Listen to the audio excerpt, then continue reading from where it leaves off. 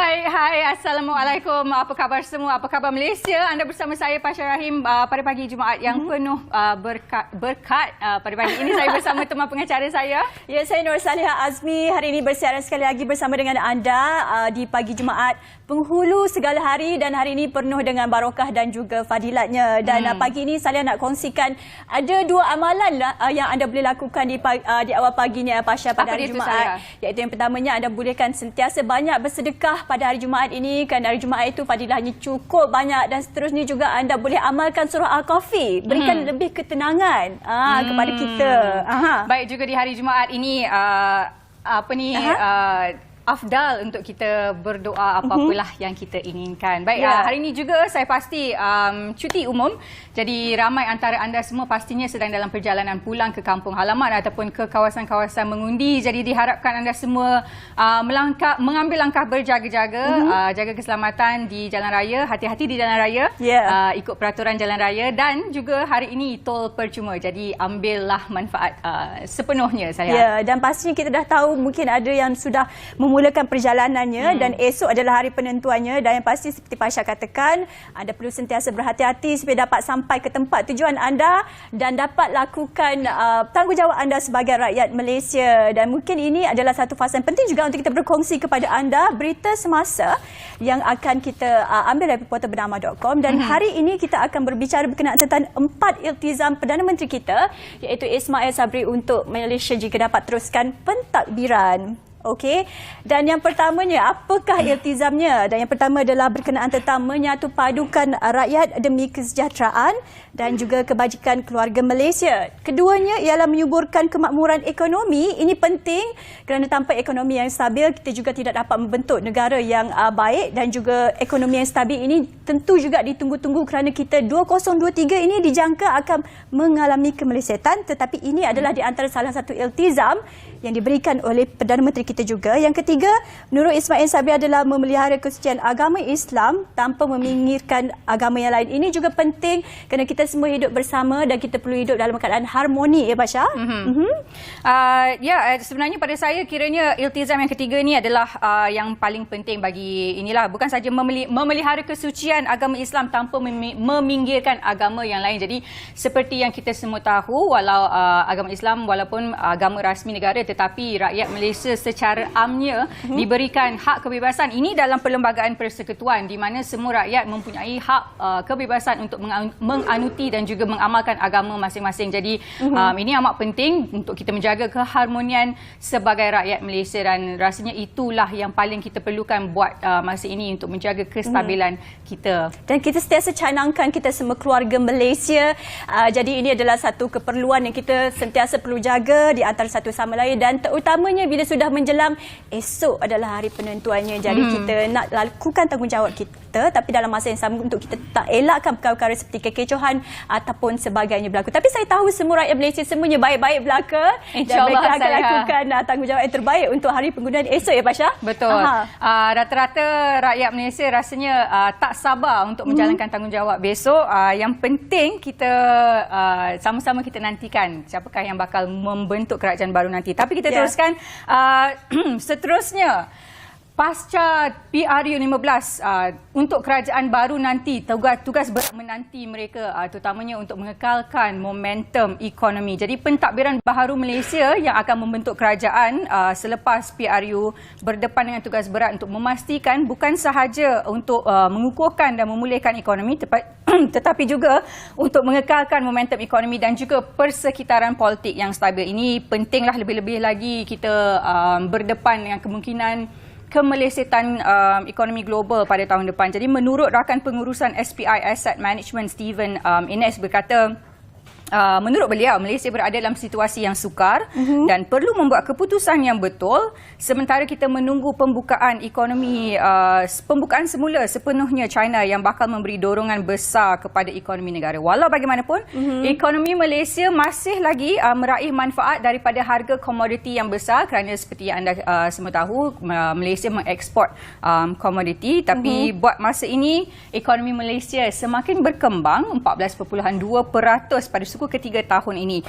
Jadi dijangkakan juga pada Oktober tahun ini tabung kewangan antarabangsa IMF telah pun mengunjurkan ekonomi Malaysia berkembang 4.4% pada tahun 2023. Saya kira ini satu berita yang baik dan juga amat memberangsakan. Diharapkan juga kestabilan ini dapat diteruskan pada tahun depan dan seterusnya. Dan saya kira untuk PRU kali ini bukan sahaja ianya melibatkan untuk membentuk kerajaan yang baru, tetapi kerajaan yang baru ini kita harapkan akan menggalas tugas yang lebih baik untuk mengukuhkan lebih ekonomi negara kita. Dan ini saya pasti adalah satu agenda yang akan dibawa sebaik mungkin untuk kerajaan yang akan dibentuk suatu masa nanti, selepas pengundian nanti, Basha. Betul, Sania. Dan menurut Bank Negara Malaysia juga, kalau kita nak tambah sedikit, susulan pertumbuhan ini kukuh dalam tempoh 9 bulan.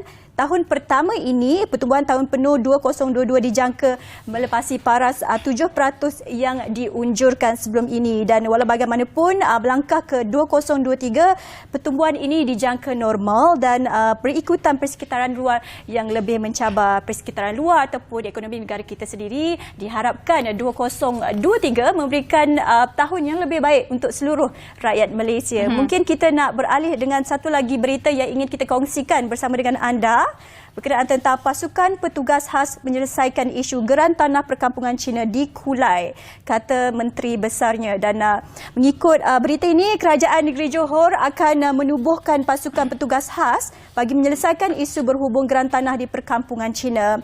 Kata Menteri Besar Johor, Dato' On Hafiz Ghazi berkata, kerajaan negeri komited dalam menyelesaikan isu yang telah berpanjangan lebih 30 tahun. Ini adalah satu isu yang cukup panjang, ya, dan betul, diharapkan ianya mendapat penyelesaian yang terbaik. Dan di dalam isu ini, dia berkaitan tentang banyak kawasan setinggan di perkampungan Cina dan mereka juga telah memohon geran tetapi tidak mendapat. Dan jadi ini adalah satu masalah, dah 30 tahun berlarutan tetapi masih lagi tidak mendapat geran yang diperlukan. Apakah penyelesaian yang terbaik? Jadi ini adalah janji Menteri Besar Johor sendiri, kata beliau ketika berucap. Menteri Besar On Hafiz berkata komitmen dan jaminan untuk menyelesaikan isu tersebut di bawah pentadbiran kerajaannya. Jadi saya kira ini adalah satu janji yang perlu ditepati dan semoga ianya dapat melalui satu penyelesaian yang terbaik, Pasha.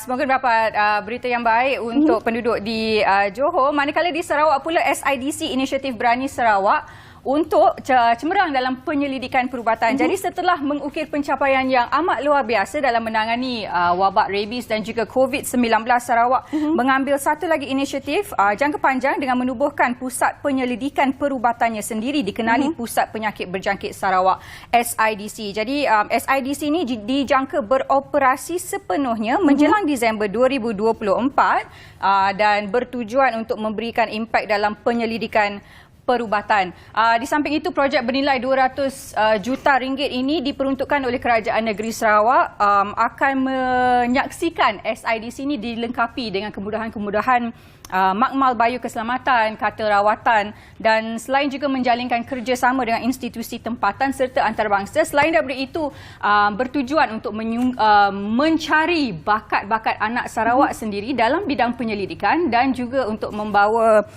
Sarawak atau meletakkan Sarawak di posisi yang strategik dalam bidang kemajuan perubatan global.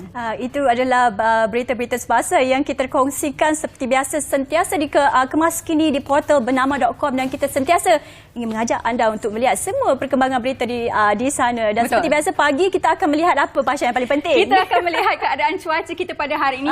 Bukan saja pada hari ini, pentinglah kita nak tahu sebab ramai yang akan bergerak ke sana kemari dan yang pastinya kita nak pastikan kita boleh merancang perjalanan dan mengelakkan berlaku kesesakan dan sebagainya. Jadi kita akan lihat dulu ramalan cuaca yang telah pun disediakan dan seterusnya bersama rakan penyampai dari Bilik Berita. Silakan.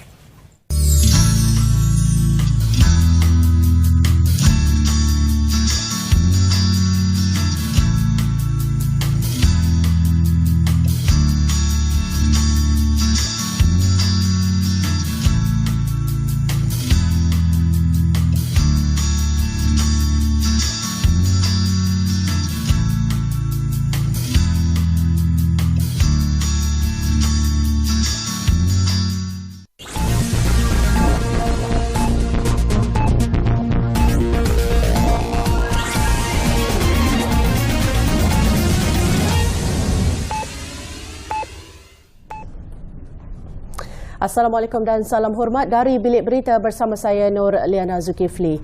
Mahkamah Daerah The Hague menjatuhkan hukuman penjara seumur hidup ke atas 2 warga Rusia dan seorang warga Ukraine selepas mereka didapati bersalah atas pertuduhan menembak jatuh pesawat Malaysia MH17 pada 2014 serta menyebabkan kesemua 298 penumpang dan krunya terbunuh. Mereka ialah 2 warga Rusia iaitu Igor Girkin dan Sergei Dubinsky serta warga Ukraine Leonid Kachenko.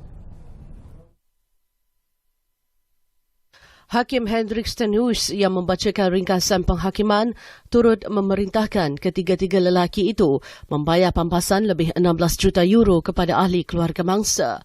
Beliau berkata peluru berpandu baktelar dibawa ke Ukraine atas inisiatif Dubinsky selaku pegawai memerintah dalam Republik Rakyat Donetsk, DPR, dan merupakan pegawai memerintah dalam DPR. Van de rechtbank is er geen bewijs dat Pulatov daadwerkelijk zelf enige bijdrage heeft geleverd aan de inzet van de buktrailer. En Pulatov draagt geen strafrechtelijke verantwoordelijkheid voor de bijdrage van anderen aan deze inzet. De conclusie is dan ook dat Pulatov van elk van de te lastig gelegde varianten van beide feiten dient te worden vrijgesproken. Hakim itu seterusnya berkata, peranan aktif yang dimainkan oleh tertuduh adalah penting apabila menembak peluru berpandu bak sehingga Dubinsky dan Kachenko telah bekerjasama dan sebagai pelaku dengan kru baktelar telah menembak jatuh pesawat MH17. Beliau berkata, Girkin merupakan pemimpin tertinggi tentera DPR dari segi operasi dan oleh itu memikul tanggungjawab akhir untuk penempatan sumber ketenteraan dalam dan DPR. Beliau berkata pesawat MH17 yang ditembak jatuh menyebabkan kemusnahan teruk dan meragut nyawa 298 orang dengan memberikan kesan serius yang tidak dijangka kepada keluarga. Mahkamah menyifatkan sikap dan perilaku Kachenko, Dubinsky dan Girkin yang hanya menjawab pertuduhan dari jauh sebagai tidak menghormati dan menyakiti perasaan waris, menyebabkan penerbangan MH17 terhempas dan kematian semua orang yang berada dalam pesawat itu adalah satu pertuduhan serius. Hakim itu berkata sejumlah 306 tuntutan bagi pampasan telah ditaksir mengikut Undang-Undang Ukraine. Beliau berkata pampasan bagi kerosakan moral termasuk dari segi emosi telah dibenarkan yang berjumlah lebih 16 juta euro. Ketika membebaskan Oleg Pulatov, hakim itu berkata tidak ada keterangan mengenai pembabitan aktif di pihak Pulatov dalam menggerakkan baktelar atau tugasan yang diberikan oleh Dubinsky kepada Kachenko. Terdahulu menyentuh mengenai keterangan yang dikemukakan, hakim itu berkata mahkamah tidak meragui sama sekali bahawa MH17 telah terkena sebutir peluru berpandu bak yang ditembak dari padang di ladang itu. Prosiding jenayah terhadap keempat-empat lelaki bermula pada 9 Mac 2020.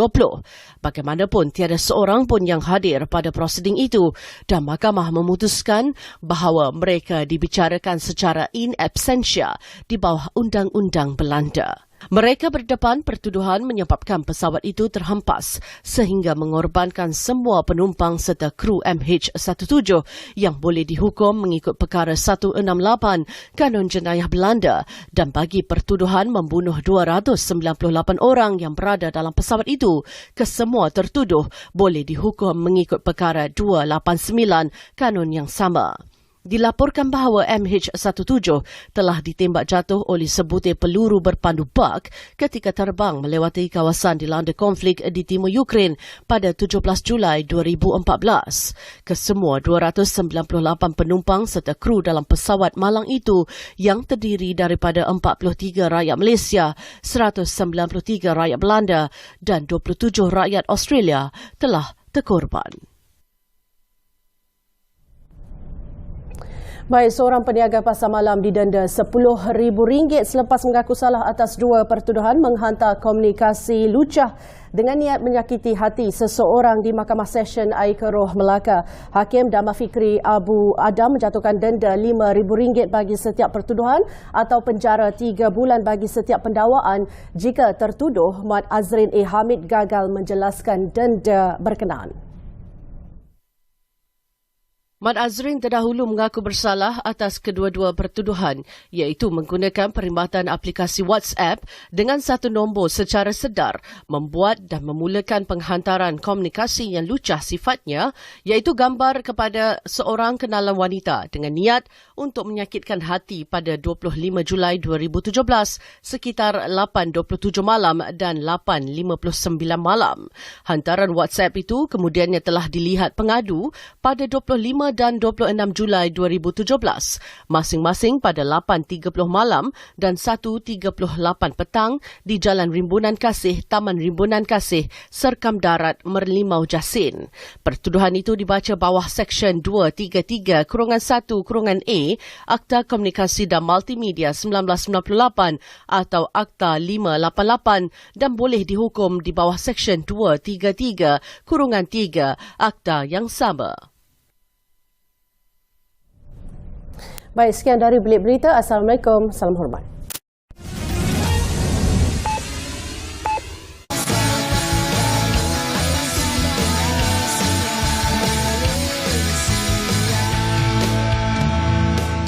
Hai, kembali bersama dengan kami di Apa Khabar Malaysia. Tadi kita dah buat pembukaan dan banyak kita kongsikan berkenaan tentang detik-detik menjalannya PRU esok. Tetapi sekarang adalah satu situasi di mana pula yang kita nak bincangkan sesuatu yang lebih penting berkenaan tentang Minggu Kesedaran Anti Mikrob Sedunia 2022 yang akan berlangsung bermula 18 hingga 24 November ya, Basha? Betul. Jadi hari inilah hari pertama bermulanya Minggu Kesedaran Anti Mikrob Sedunia atau lebih dikenali sebagai World Antimicrobial Awareness Week. Jadi bersama kita pada hari ini Dr. Sazali Basri, seorang pakar klinikal dari Unit Penyakit-Penyakit Berjangkit Jabatan Perubatan PPUM. Assalamualaikum dan selamat datang. Waalaikumsalam. Terima kasih kepada pihak Bernama TV kerana sudi menjemput saya pada hari ini. Lari sikit daripada panasnya pilihan raya kan, so kita akan berbicara pasal Antibiotic Awareness Week. Betul, 2-3 hari ini memang panaslah perbincangan-perbincangan semuanya pasal politik dan semuanya pasal PRU yang akan datang. Tapi tak apa, kita take a break sekejap, kita bercakap pasal World Antimicrobial Awareness Week ataupun Minggu Kesedaran Antimikrob Sedunia. Jadi sebelum tu kita nak tanya dulu Dr. Sazali. Mungkin perkataan antimikrob tu kita jarang dengar. Yang lebih kita sering dengar adalah antibiotik. Doktor boleh terangkan lebih jelas apa itu antibiotik dalam perubatan? Okey. So, sebenarnya antimikrobial tu adalah kata umum ya untuk ubat-ubatan yang digunakan untuk membunuh kuman-kuman. Mikrobial tu kuman-kuman. So kalau digunakan untuk membunuh ataupun merawat kuman-kuman disebabkan oleh bakteria, kita panggil antibiotik. Tapi kalau untuk virus, kita panggil antivirus. Kalau malaria, antimalaria dan sebagainya. So sebab itulah kebanyakan sekarang penyalahgunaan antibiotik semakin meningkat, bukan sahaja di dalam perawatan untuk manusia tapi juga kepada dalam bidang veterina, agriculture dan menyebabkan peningkatan kes-kes kerintangan antibiotik lah. Jadi secara ringkasnya antibiotik tu merupakan salah satu ubatan di bawah payung lah orang kata, payung antimicrobial. Baik, doktor boleh terangkan mengenai Minggu Kesedaran antimikrob ni, apakah tujuannya sebenarnya? Okey, sebelum kita berbicara lanjut pasal Minggu Kesedaran antibiotik ni, saya akan cerita sikit pasal antimicrobial resistant organism ataupun kuman-kuman kerintangan antibiotik. Apa itu kuman-kuman kerintangan antibiotik? Inilah kuman-kuman ni sebelum ni mungkin boleh dirawat ataupun dibunuh dengan kemakan antibiotik. Tapi disebabkan penyalahgunaan antibiotik, kuman-kuman ni sudah kebal dan mungkin antibiotik yang sedia ada tak dapat merawat jangkitan yang disebabkan oleh kuman-kuman ni. Jadi WHO telah menyenaraikan, mengisytiharkan antibiotik resistant ni sebagai top 10 ancaman kesihatan sedunia selain environment pollution dan sebagainya. So dulunya yang perubatan moden ni telah menyelamatkan jutaan nyawa kan, bergantung kepada penggunaan antibiotik yang berkesan seperti rawatan kemo, kanser, pembedahan, orang-orang kritikal di ICU dan kanak-kanak paramatang. Tetapi dengan kemunculan antibiotik multi drug resistant organism ni, mungkin rawatan yang sebelum ni dah tak berkesan lagi. Ya. Jadi sebab itu kita adakan sambutan Minggu Kesedaran Antibiotik sedunia setiap tahun untuk meningkatkan kesedaran ramai akan bahayanya ancaman antimicrobial resistant ni. Seterusnya bersama-sama kita mencegah sesuai dengan tema tahun ni. Preventing antimicrobial resistance together. Baik. Dan tadi cukup menarik juga doktor sebutkan tentang kuman-kuman yang kebal. Mungkin doktor nak berkongsi dengan kita apakah jenis-jenis kuman yang kebal dengan antibiotik dan sebenarnya kenapakah kuman ini kebal dengan antibiotik? Apakah penyebab dia sebenarnya doktor? Okey, terdapat macam kita tahu terdapat banyak kuman lah kan. So kebanyakan kuman-kuman kebal antibiotik ni dijangkiti di hospital. Okey. Tapi kita tahu sekarang dengan kajian bukan saja di hospital tapi di community onset juga terdapat jangkitan-jangkitan kuman kebal antibiotik. Contohnya kita panggil methicillin resistant Staph aureus, Carbapenem resistant Enterobacteriaceae. Yang kebanyakan antibiotik yang sebelum ni boleh digunakan untuk merawat dah tak berkesan. So kenapa benda ni berlaku? Sebab penyalahgunaan antibiotik inilah. Mungkin kalau kita tahu kita batuk sikit, selesema sikit, pergi klinik cakap nak antibiotik.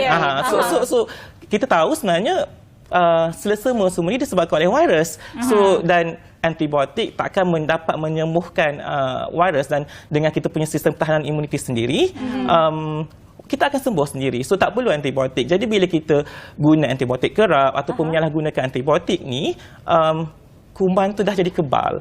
Selain tu, antibiotik juga digunakan dalam benda-benda lain. Contohnya dalam penternakan kan. Bukan kita bagi hormon juga, kita bagi antibiotik untuk gemuk-gemukkan yang semua tu. So sebab itulah ini berlaku. Ya. Jadi doktor, macam doktor sebutkan tadi, lain jenis mikrob, contohnya macam antibiotik adalah untuk bakteria, untuk virus jadi antiviral.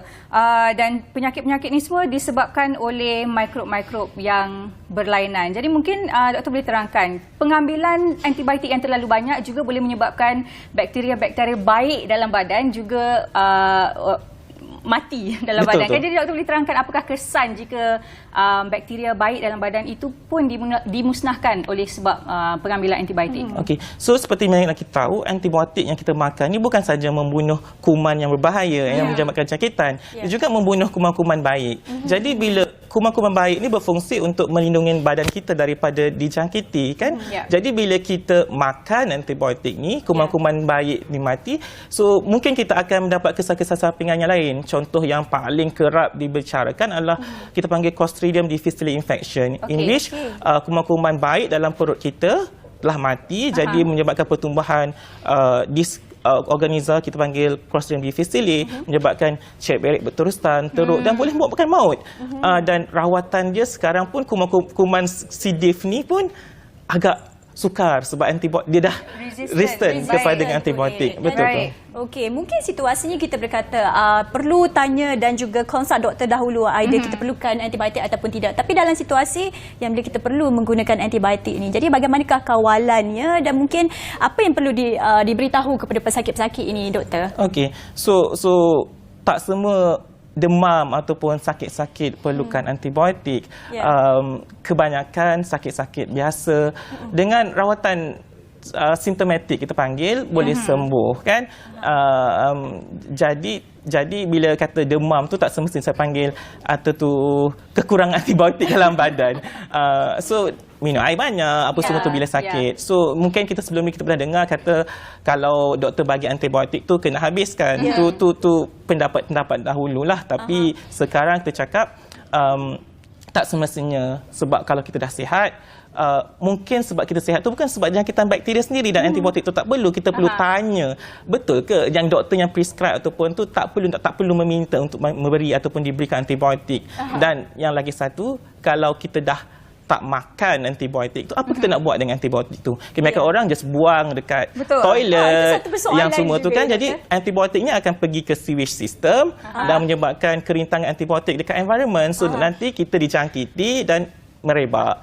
So Okey, so sebenarnya banyak kesan daripada antimicrobial, kerintangan antimikrob ataupun antimicrobial resistance ni. Baik, kita nak berhenti rehat untuk seketika, tapi selepas ni kita akan kembali dengan Dr. Sazali dan banyak lagi soalan-soalan yang kita akan tanyakan kepada beliau berkenaan kerintangan antimikrob. Ya.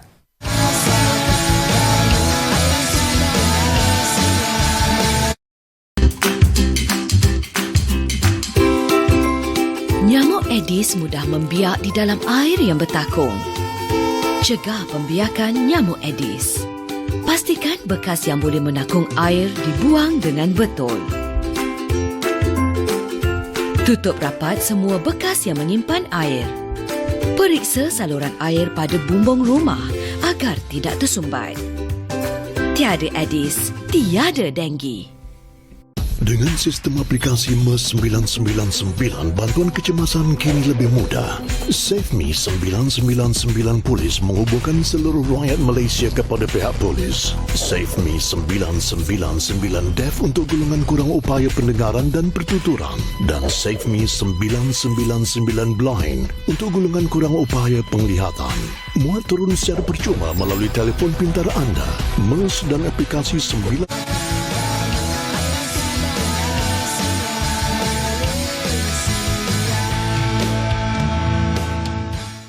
Baik, masih lagi bersama kami dalam Apa Khabar Malaysia. Kita bercakap bersama Dr. Sazali Basri mengenai kerintangan antimikrob dan sebenarnya kesan daripada kita mengambil antibiotik dengan Secara berlebihan juga. Betul. Ya. Jadi dan, kita untuk silakan minggu saya. ini kita tahu 18 hingga 24 dalam Minggu Kesedaran Anti Mikrobial Sedunia, dan bukan saja kita nak wujudkan kesedaran di Malaysia, tapi ianya juga diwujudkan di seluruh dunia lah, nak bagi kesedaran supaya kita tahu menggunakan antibiotik ini patut ada preskripsi yang diberikan oleh doktor. Jadi ini pun saya nak tanya juga kepada doktor seterusnya berkenaan tentang apakah dosage yang paling sesuai untuk penggunaan antibiotik ni, doktor. Okey. So antibiotik ini diberikan dia berdasarkan apa jangkitan yang orang tu ada. Mungkin jangkitan paru-paru kebanyakan disebabkan oleh kuman A, bakteria A. Jadi antibiotik yang diberikan adalah untuk membunuh kuman A. Kalau jangkitan lain disebabkan oleh kuman lain. So kita macam kira bomoh jugalah. Mirror of the world. Is my patient require antibiotik? Baik. Adakah setiap antibiotik itu adalah spesifik kepada bakteria-bakteria, certain bacteria? Ya, sebab setengah antibiotik berkesan untuk setengah jangkitan. So dia tak semestinya antibiotik tu boleh bunuh semua kuman. So sebab tu bila seseorang tu sakit, kita kena tahu apa sakit dia dan apa penyebab dia, dan baru kita boleh memberi rawatan yang bersesuaian lah. Dan macam kita tahu kebanyakan sakit-sakit biasa adalah disebabkan oleh virus dan tak perlukan antibiotik untuk jangkitan-jangkitan virus. Dan dengan sistem pertahanan sebelum jadi kita boleh melawan virus tu dan kita boleh sihat semula seperti biasa. Baik, doktor, ni saya tanya sebab selalunya lah kerap apabila kita ke klinik, demam selsema yang biasa doktor di klinik akan terus bagi antibiotik. Itu merupakan satu praktis yang tak tepatlah sebenarnya. Jadi saya nak tanya, penyakit yang paling kerap kita alami, demam selsema, influenza dan sebagainya disebabkan oleh virus. Kenapa tidak diberikan ubatan antiviral sekerap diberikan ubatan antibiotik? Okey, sebab kebanyakan yang penyakit-penyakit virus ni, apa tu virus ni, dia kurang berbahaya dan sistem pertahanan badan kita sendiri dapat melawan virus tu berbanding bakteria yang perlu bantuan antibiotik supaya kita lebih cepat sihat. Jadi praktis yang bila kita demam je minta antibiotik tu adalah salah satu contoh penyalahgunaan antibiotik dan tak patut diamalkan. Dan saya rasa dengan kita telah buat berbagai langkah untuk meningkatkan kesedaran di pihak ramai dan juga doktor-doktor. Jangan main bagi je antibiotik, sebab bagi bila perlu. Betul. Itu situasi ya. Pasal juga kita bila pergi klinik selalu orang kata, saya demam doktor, saya nak antibiotik juga ni. Sebenarnya hakikatnya ialah ikut keperluan lah, ikut jenis apa yang kita sakit yang kita alami itu. Dan mungkin kita nak bertanya kepada doktor juga, bila kita menggunakan antibiotik ini, ada orang kata kuman-kuman yang baik tu dah terhapus, orang kata disebabkan penggunaan antibiotik. Jadi apa mungkin amalan selepas itu, ataupun mungkin ada orang mengatakan mungkin kita boleh gunakan probiotik ke doktor doktor? Betul kan saya kalau tak salah? Betul tu. Apa tu, bila kita sudah sembuh, setengah orang dia galakkan untuk pengambilan probiotik untuk replenish kita punya kuman-kuman baik dalam badan. Selain tu, saya rasa langkah-langkah pencegahan lain adalah patut diamalkan, mencegah lebih baik daripada merawat. Betul. So bila kita patut menjaga kesihatan kita, contohnya exercise, jaga pemakanan. Kalau dah ada kencing manis semua tu, make sure kencing manis tu terkawal dan sebagainya. Selain tu, kita boleh ambil langkah-langkah selain penggunaan antibiotik yang betul. Kita boleh ambil langkah-langkah lain, pencegahan lain seperti vaksinasi kan. Vaksinasi bukan saja boleh mencegah jangkitan tu, vaksinasi juga boleh indirectly mencegah penggunaan antibiotik, sebab bila kita contohnya ambil vaksin COVID kan, kita tak dapat COVID dan risiko untuk dijangkiti kuman, bakteria seterusnya tu kurang. Dan bila kita tak dapat COVID juga, mungkin ada orang selesema, dia minta antibiotik lagi kat doktor. Betul tu. So sebab tu kita amat galakkan penggunaan vaksin. Bukan saja COVID, kita ada vaksin influenza, pneumococcal dan lain-lain lagi. Tapi kebanyakan vaksin adalah vaksin untuk penyakit-penyakit yang berpunca daripada virus. Kalau saya salah, tolong betulkan. Ada tak vaksin yang mencegah penyakit-penyakit yang berpunca dari bakteria? Ada, macam contohnya Streptococcus pneumonia, pneumococcal vaccination. Salah satu vaksin yang kita digalakkan, kita telah mewajibkan untuk, kita telah masukkan dalam pemberian vaksinasi untuk kanak-kanak. Tapi kita galakkan juga kepada orang dewasa, adult vaccination. Dan sebenarnya vaksinasi sepertinya influenza itu bukan sahaja mencegah jangkitan virus influenza itu sendiri, tapi kajian menunjukkan bila seseorang itu dijangkiti influenza, risiko untuk mendapat jangkitan kuman seperti pneumonia, Streptococcus pneumonia adalah tinggi. Jadi bila kita risiko dapat influenza itu kurang, risiko dapat jangkitan bakteri yang lain juga kurang. Baiklah, sebenarnya salah satu tujuan kita nak adakan Minggu Kesedaran ni adalah untuk memberitahu masyarakat di luar sana kalau pergi klinik setakat demam selesema tu tak payahlah minta ubat antibiotik. Kita boleh sihat dengan sendirinya. Betul apa yang Pak Syah, saya setuju. Bila kebiasaannya kalau pergi klinik je selalulah pesakit akan cakap, doktor saya sakit nak terus antibiotik. Tapi perlu orang kata apa, lebih kesedaran di mana kita tahu bahawa tidak semua penyakit itu memerlukan antibiotik. Dan nak cakap tentang itu, mungkin kita nak juga tanya kepada doktor sebelum kita sakit ni, mungkin doktor nak nak orang kata kongsi dengan kita amalan-amalan jaga kesihatan lebih baik. Orang kata tadi doktor dah cakap banyak kali, mencegah itu lebih baik daripada mengubati kan. Itu macam saya cakap tadi itulah. Kalau penggunaan antibiotik itu seguna yang berpatutan lah, berhemah, menjaga kesihatan, vaksinasi. Dan sebenarnya apa yang kita risau sebab jangkitan kuman MDRO ni, multi drug resistant ni makin meningkat kan. Kita risau mungkin pada masa depan, dan mungkin benda ni berlaku dah dekat Malaysia. Banyak pesakit yang telah di-refer kepada saya mendapat kuman-kumanan ni, dan mungkin lepas ni kalau kita jatuh, aksiden, luka sikit, terus dapat jangkitan dan tak ada antibiotik untuk rawat jangkitan tu, dan kita boleh mati. Benda ni berlaku dekat hospital baru-baru ni yang menyebabkan kita sedih, dan sebab tu kita nak meningkatkan kesedaran akan bahayanya kuman kerintangan antibiotik dan sebab itu kita menekankan penggunaan antibiotik secara berhemah. Okey, doktor mungkin boleh terangkan kepada penonton juga kepada kami untuk pengetahuan kami sendiri dan juga penonton di luar sana. Jika sekiranya ada penyakit yang memerlukan penggunaan antibiotik, adakah disarankan untuk menggunakan antibiotik yang paling, orang kata, paling lemah efeknya? Dan sebab ada setengah orang, bagi je saya ubat antibiotik yang paling kuat yang doktor ada. Nasihat doktor sendiri macam mana? Dia bukan antibiotik yang paling mahal ataupun paling kuat ataupun paling, sebab antibiotik masing-masing ada kesan sampingan sendiri, ada semua tu. Jadi antibiotik yang terbaik adalah antibiotik yang boleh menyembuhkan sakit tu. Mungkin setengah orang bila dia datang dengan keadaan yang sangat teruk, kita mungkin akan bagi antibiotik yang broad spectrum supaya boleh merawat kebanyakan kuman. Tapi bila kita tahu kuman apa, so kita boleh target kepada kuman tu supaya kuman-kuman baik dalam badan lain tak mati. Sebab tu kita perlu menggunakan antibiotik secara berhemah. Jadi selalunya the first line tu adalah broad spectrum antibiotik ataupun antibiotik yang spesifik? Dia selalunya kita panggil empirical, dan dia berdasarkan kepada sindrom apa sakit tu. Kalau penjangkitan kuman di paru-paru kebanyakan disebabkan oleh kuman A ataupun kuman B. Jadi antibiotik lebih kepada yang boleh cover kuman A, kuman B. Dan jadi tapi bila kita dah tahu kuman apa, kita akan target kepada kuman itu spesifik. Antibiotik lah, baik.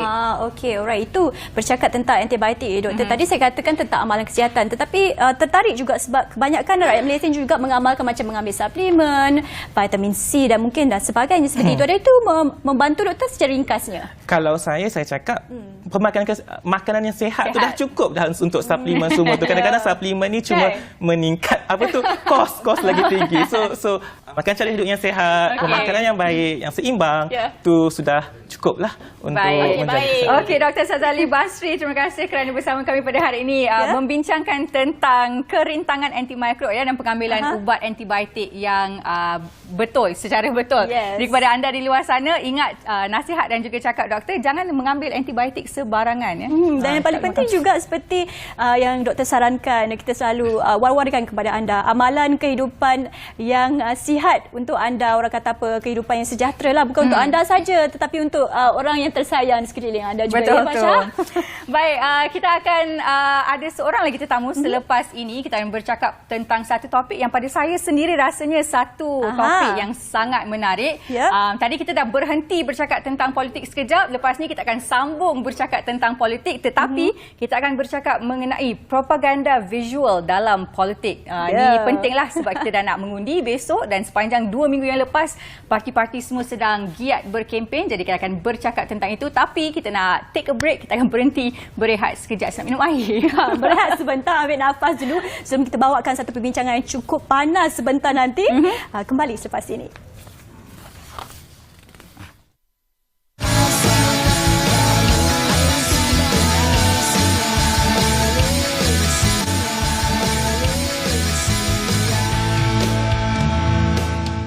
Okay, kembali bersama dengan kami di Apa Khabar Malaysia. Tadi sebelum berehat kita katakan ada satu perbincangan yang cukup panas ini kerana esok adalah hari penentuannya.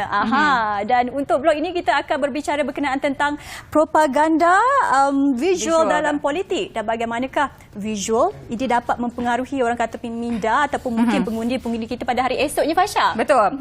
Jadi seperti yang kita tahu sepanjang 2 minggu yang lepas ni banyaklah kita lihat bukan sahaja bendera-bendera tapi juga poster-poster di merata-rata semuanya dalam usaha untuk memikat para pengundi untuk menyokong parti masing-masing. Jadi pada hari ini kita ada Dr. Saiful Akram Cik Kop dari Universiti Teknologi Baram, merupakan pensyarah kanan Kolej Pengajian Seni Kreatif. Assalamualaikum, selamat datang dan terima kasih kerana bersama kami pada hari ini untuk membincangkan saya rasa topik yang agak sangat relevan terutamanya pada waktu sekarang ini. Jadi yang pertama saya nak tanya dulu, mungkin apakah kesan ataupun dari penggunaan visual dalam kempen politik? Baik. Assalamualaikum warahmatullahi wabarakatuh. Alhamdulillahirabbil alamin wa bihi nasta'in. Pertamanya saya ucapkan terima kasih kepada pihak Bernama TV kerana sudi mengundang saya untuk terbahaskan sedikitlah tentang propaganda. Saya kira perkataan itu juga menjadi satu intrik yang mana dalam kegeloraan pilihan raya yang saya kira tidak sampai 24 jam lagi akan rakyat Malaysia itu mengundi. Untuk menjawab soalan yang ditanyakan tadi, sebelum itu kalau boleh saya bahaskan secara umum dahululah tentang takrif propaganda supaya masyarakat itu jelas takrifannya apabila disebut perkataan propaganda supaya kita tidak misuse atau mislink penggunaan takrif itu sendiri.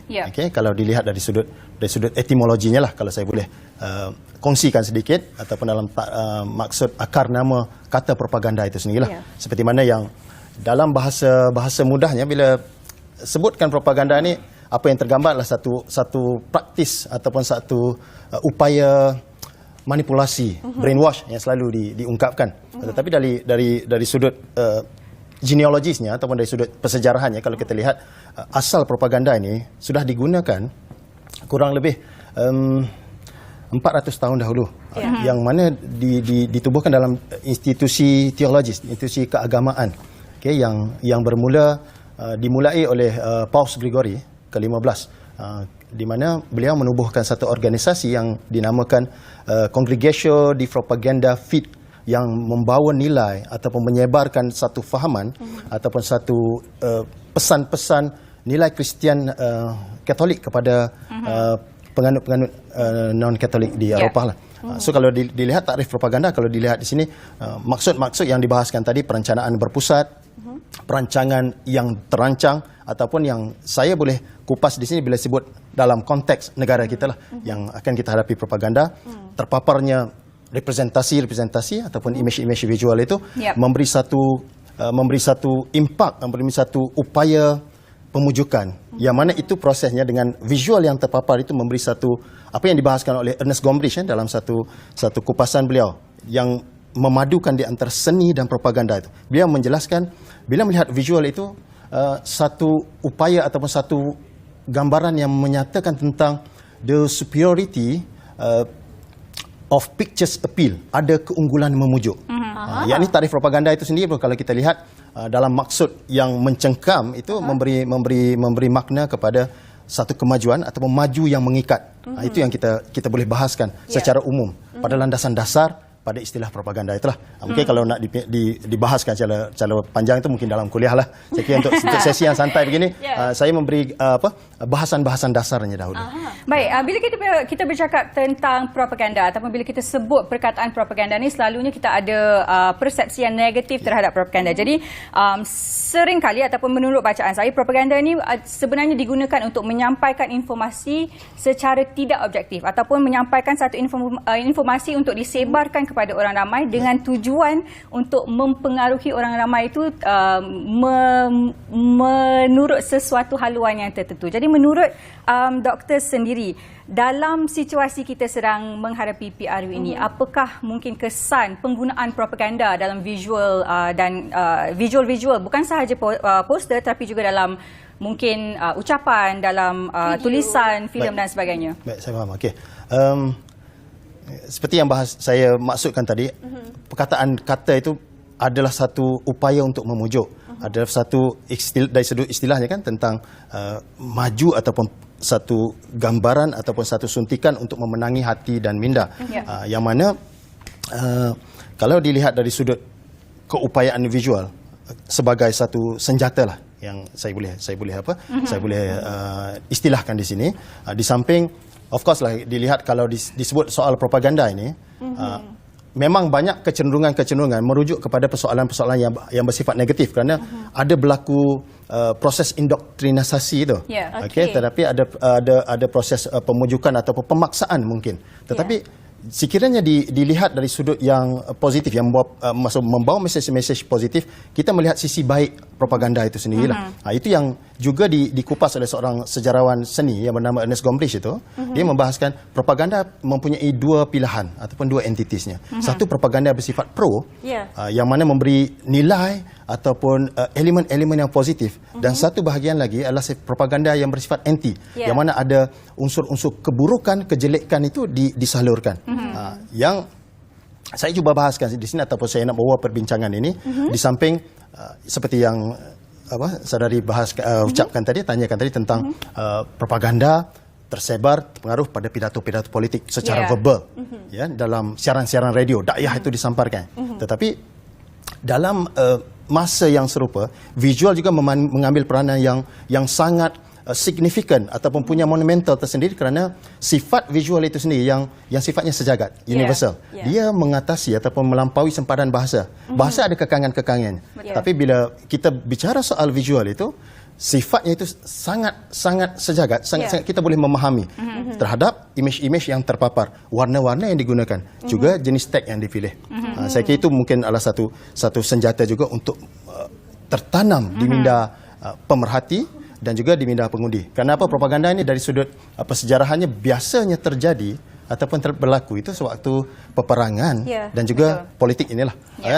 Kalau kita lihat di negara tetangga, bila mana berlaku pemilihan umum Indonesia itu begitu gencar, begitu rancak aktiviti berpropaganda, baik dari secara visual, secara verbal dan juga secara visual lah yang kita lihat ada sengatannya juga. Gitu. Okey, Dr. Saiful, tadi doktor ada membetik satu perkataan keunggulan memujuk. Ya.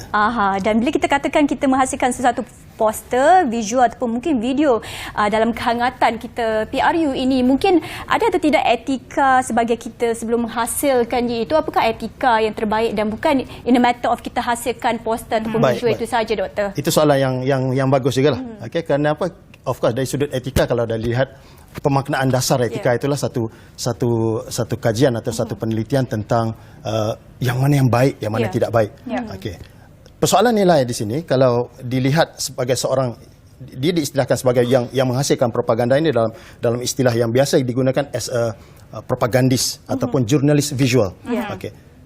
Saya kira dari sudut kita memberikan nilai itu, persoalan etika juga perlu dititik beratkanlah, kerana walaupun disifatkan propaganda itu ada perencanaan yang kadang-kadang mempunyai sifat prasangka, tetapi soal akhlak, soal unsur-unsur etika juga, saya kira hal itu perlu dititik beratkan jugalah, agar aktiviti berpropaganda, aktiviti penyampaian ataupun aktiviti pemujukan itu di samping sampai ke jiwa, nilai-nilai baik juga tertanam. Saya kira sebagai Muslim juga lah, antara kod etika yang sering difirmankan Tuhan dalam surah Ali Imran itu kan ayat 110 menjelaskan tentang kita ciptaan Tuhan yang paling bagus, kerana kita mengajarkan atau mengajak kepada kebaikan, itu mencegah keburukan kan, commanding the right and forbidding the wrong. Saya kira etika-etika itu perlu perlu disemati di dalam fikiran dan juga minda para propagandis supaya tidak keterlaluan. Kerana di negara kita, terutama di timur ini, batas-batas kesusilaan, kesantunan, kebudayaan itu kita angkat begitu tinggi berbanding di belahan Eropah yang begitu terbuka. Betul. Saya kira. Doktor, bercakap tentang nilai-nilai kita di timur ni lah, terutamanya bila kita bercakap tentang propaganda visual, paling utama yang pertama kita akan fikirkan adalah satira politik dalam bentuk poster dan sebagainya. Jadi saya nak tanya pendapat doktor sendiri, adakah satira politik ini menjadi satu ancaman keselamatan dan keharmonian, atau adakah ia merupakan satu hak kebebasan bersuara dan untuk mengekspresi diri seseorang? Okay. Beginilah, kerana kita dah mengamalkan sistem demokrasi, kita kan, soal kebebasan itu menjadi entiti atau tunjang. Tetapi macam saya bahaskan dalam perbincangan awal tadi, kita mengatakan bila disebutkan tentang persoalan nilai itu kan, dalam hal demokrasi kebebasan itu boleh diberi kepada semua. Cuma ada beberapa hal yang mungkin tidak boleh kita lampaui batasnya. Terutama bila melibatkan soal serangan individu yang keterlaluan, sensitiviti keagamaan, ataupun hal-hal yang tabu dalam masyarakat kita atau dalam pegangan kita di timur itu lah. Itu saya boleh respon sedikit lah. Kerana amalan demokrasi itu kita memberi hak, memberi ruang kepada masyarakat, kepada rakyat umum itu untuk menyampaikan hasrat, menyampaikan pandangan masing-masing tanpa ada sekatan yang ketat seperti mana sistem-sistem yang mencengkam. Betul. Sosialisme terutamanya. Tapi kita mengamalkan sistem liberal demokratik yang mana iaitu menjadi panutan hari ini. Dibahaskan panjang lebar oleh Francis Fukuyama dalam karyanya The End of Man and the End of History and the Last Man itu. Adakah ia menjadi satu cabaran yang besar dalam proses demokrasi kita dengan adanya kata orang-orang yang menghasilkan karya-karya sebenarnya seni, itu satira, memberi keberagaman dan kita menunjukkan ada organik dan juga bagaimana pemerintah sendirilah, kerajaan Malaysia itu tidak melakukan censorship yang begitu ketat yang mencengkam pemikiran-pemikiran ataupun para penghasil-penghasilnya. Di samping tersebarnya propaganda itu, dalam masa yang sama kita raihkan juga proses demokrasi itulah. Itu yang saya boleh respon dengan soalan yang diberi. Melihat begitu banyak bentuk visual dan juga sekarang pun kita tahu ada juga contoh-contoh kempen menggunakan video dan sebagainya, Doktor. Mungkin Doktor nak berkongsi dengan kita pendapat Doktor di antara poster ataupun sesuatu kempen yang tradisional berbanding dengan sesuatu yang lebih bersifat digitalisasi, kerana ini lebih dekat di hati kepada orang. Betul, dan juga terutama sekarang dalam zaman social media sekarang kan. Kata seorang ahli teori media, Marshall McLuhan, dia menjelaskan tentang satu istilah, the medium is the message. So hari ini di samping kita tidak menafikan sumbangan-sumbangan visual-visual secara tradisi, tapi dalam masa yang sama kerana kerasukan ataupun kemasukan media sosial secara digital itu, dia menjadi satu katalis, satu suntikan untuk sesuatu aktiviti atau sesuatu polisi itu bergerak dengan begitu lancar. Kalau kita melihat beberapa hal berlaku revolusi di Mesir tentang penggulingan rejim Hosni Mubarak itu dengan tersebarnya di sosial media, media sosial menjadi senjata untuk segala aktiviti itu dipaparkan. Malah dia lebih pantaslah berbanding dengan media-media tradisi. Kalau kita perhatikan. Juga seperti mana yang saya mengambil semangat itu kan, kita di dalam paruh revolusi digital yang selalu diungkapkan oleh semua menjadi satu istilah bandwagon itu kan, tentang 4IR, 4 Industrial Revolution. So di sini sudut propaganda juga berlaku unprecedented paradigm, ada pergeseran paradigma itu.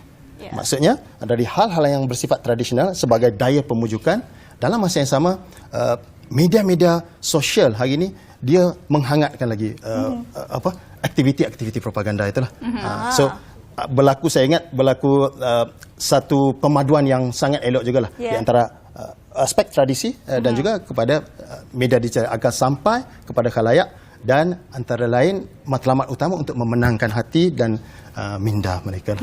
Baik Doktor, soalan terakhir daripada saya sebelum kita akhiri perbincangan kita pada hari ini. Tentunya seni visual ini adalah sesuatu yang sangat subjektif. Jadi seorang pereka seni itu boleh menghasilkan satu karya namun ditafsirkan berlainan.